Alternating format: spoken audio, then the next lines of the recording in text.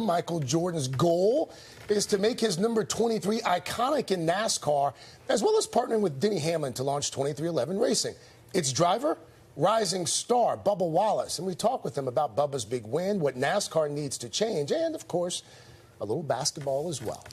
To see the emotion from Bubba tells you everything about how much work he's put into it, you know, how much effort and how much he wanted to win. And I even dropped a tear because I know his passion. Bubba Wallace made racing history this month. He did it in a number pretty familiar to sports fans.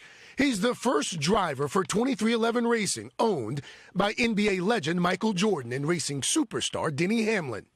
Denny, you were there. You were there at Talladega. I understand you were in pit row. I actually started getting emotional when I saw the emotion that they had. I mean, you get more proud and happy for them than what you do for yourself. Wallace became just the second black driver to win a NASCAR race, the first since Wendell Scott in 1963, when Michael Jordan was just 9 months old. What does it mean for Michael Jordan to win at this level as a black man in NASCAR?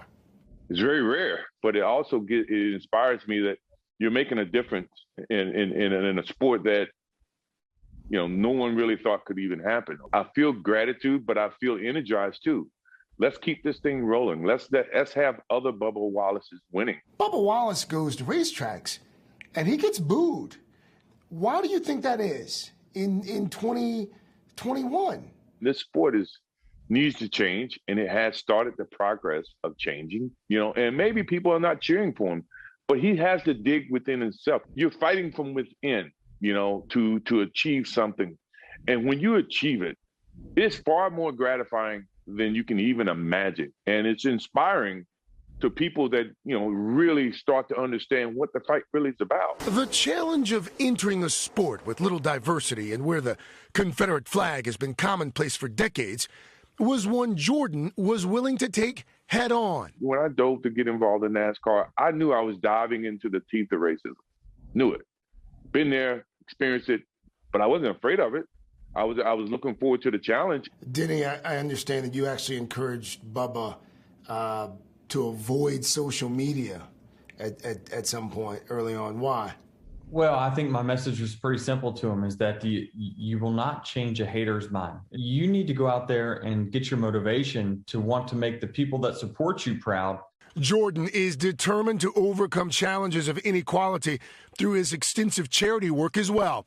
In just the last 2 years, he's pledged more than $110 million of his own money and from his Jordan brand to black social charities and to build community health centers. What's driving Michael Jordan to give away so much of his money? Action speaks louder than words. You know, I can sit here and say a lot of different things, but my actions have been that I want to make a difference. We've got an NBA season that tips off about a week from now, roughly. The Hornets notwithstanding, who do we like this season? Well, it's hard to knock out Milwaukee. I'm a firm believer that if you're a champion, someone's going to have to knock you off the pedestal. You know, Brooklyn in the East, you got Miami's changed. You know, my old team, Chicago, made some big changes, you know, so they may compete in the East as well. The Lakers are going to come back. The Clippers are going to come back. And whoever stays healthy, whoever can battle the COVID-19 issues that they may have in the course of the year, it's going to give that team the best chance. So, I mean, staying healthy is our biggest thing for us. We got to stay healthy. You mentioned staying healthy and the COVID vaccine. Are you at all concerned about the protocols? Not at all. Not at all. I am total in unison with the league, and I think everybody, you know, has been speaking about the vaccinations, and you know, I'm a firm believer in science, you know, and I'm gonna stick with that, and hopefully everybody abides by whatever the league sets the rules, and you know, I think that, you know, once everybody buys in, we're gonna be fine. While today's teams are vying to start a new dynasty, 6 championships in 8 years. We were the greatest team ever. The blockbuster docuseries The Last Dance still has fans comparing today's stars to Jordan's iconic Bulls. Were you surprised by the reaction to The Last Dance? Yeah. I always thought that people would not understand my passion for the game, my passion for winning. How do you think it changed the way that people viewed Michael Jordan? I think they saw my desire to win on a consistent basis, you know, and every time I stepped on the floor, I represented my family, you know, the Chicago Bulls, the NBA, because my desire was strong. You know, a couple years ago when I asked him about The Last Dance, they were finishing up the edits, and he said, I think people are going to look at me as a jackass.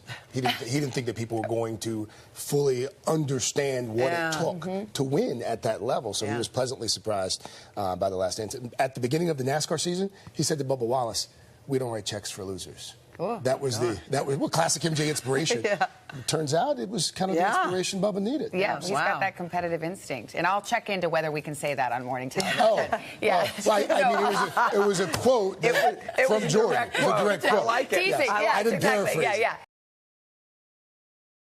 Hey, thanks for watching our YouTube channel. Find your favorite recipes, celebrity interviews, uplifting stories, shop our favorite deals, and so much more with the Today app. Download it now.